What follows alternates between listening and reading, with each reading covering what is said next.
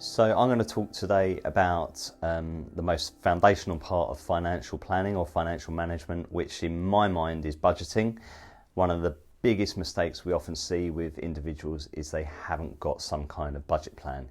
In fact, statistics show 70% of individuals in the UK do not have any form of budget plan, and that doesn't even include whether it's detailed or not. So that to us is a massive problem, because if you do not know how much you earn and how much you spend, then it doesn't matter what your income is, you're going to have a problem, because it's not high income that leads to wealth, but it's actually the ability to save. So I'm going to talk about some real key tips that you can do in terms of your financial management, including budgeting, and hopefully you'll find them of use.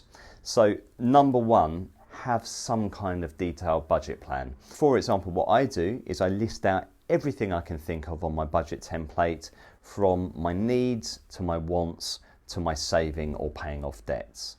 And that's a really important thing. So needs would be those real critical things in life, such as paying your mortgage or your rent, childcare fees, your council tax, those type of things where if you don't pay them, there can be some serious ramifications for not doing so.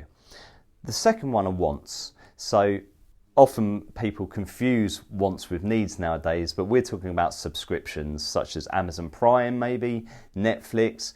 They might feel like a need to you, but trust me, they're a want. And if you did need to cancel them, then they are available for you to cancel. And that's really important to understand that, because certainly with the cost of living crisis, if people are going through problems, they have to look at that and say, actually, do we need this? What are the ramifications if we don't pay them? The ramifications of not paying your Amazon Prime is you won't get it. It's as simple as that. And the third one is savings and debt, and actually having some kind of formula for making sure that whatever you earn, whatever you spend, you've got something set aside for your future, and also saving events like holidays and stuff like that.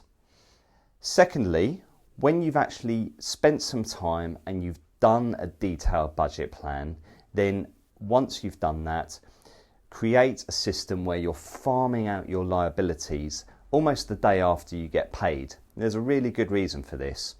Once you farm out all your liabilities, and the more detailed you can be about this, then whatever you have left is spending for the month.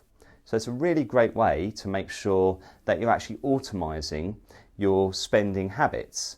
Now, in olden days, I used to say to people, actually, you can take that money out as a weekly allowance in cash as well, because why is that a good thing? Well, cash is tangible, you can see it, you can feel it, and one of the challenges we have nowadays often is in a digitalised world, we're in the mode of click, click, click, spend, spend, spend.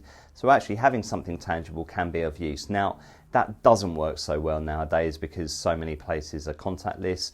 I understand that, but it's really trying to think consciously about some of the spending habits you get into. So it is something to consider. Also, have a think when you're farming out your liabilities of some of the more modern banks such as Starling or Monzo. I have to say we can't recommend them because that's not what we're able to do, but do have a look at it because they've got great systems where you can actually move money into spaces in one place, rather than, again, in the old days, you'd have to set up separate accounts for all of these things, which could be a pretty arduous thing to do. Lastly, it's really great to have some kind of spending system. Now, one of the ones that I quite like is a Japanese model called Kakebo. It is quite strict, so you might want to find your own system, but I think the most important thing of this is being conscious of your spending. And if you're conscious of your spending, that's when you start to develop some better habits. So think about how you're actually spending as well, and what it is you want from your life as well. Are you wasting money in certain areas that you don't want to be? There's also a really great system that we use as part of that as well, called the 50-30-20 rule. So again, thinking of your budget plan as a foundation for everything, you can use the 50-30-20 rule to look at that budget plan and say, right, what of my outgoings are needs, what are wants, and what is saving or paying off debt? So the system is there to say 50% of your spending should be on needs, 30% should be on wants, and then 20 should be on saving or debts. Now, don't get too hung up on this. It's not an exact science. Everybody's financial position is different and it won't always be true to that level. However, it's great to have some kind of system in place where you're establishing especially what are needs and what are wants. Because if you are struggling with your spending on a month-to-month basis, you can look at that and say, right, these are wants, we don't need them, let's cancel them for the time being so that we're in a better position. Lastly, I'm going to give you some tips to stay on track with all of this. So the first tip is the most important one, is block out half a day of your diary to actually do some of the things that I've spoken about in this video clip. You might watch this, you might think it's really useful, and then you might go away and do nothing. So it's really important to make sure you're actually diarising some time to go through some of these really important things. And step one of doing the budget plan is the foundation of everything. Take some time, list everything that you spend, and then you've got it all down. The second tip is have some kind of accountability partner. Certainly in the UK, we feel uncomfortable talking about our finances, but it is really helpful to find some kind of trusted friend that you can go through this stuff with, or get a financial planner. If you're in a position where you can, then a financial planner will help you so much, because it's not just the financial element, it's the psychological element and the behavioural stuff that goes into it, and they will help you stay on track.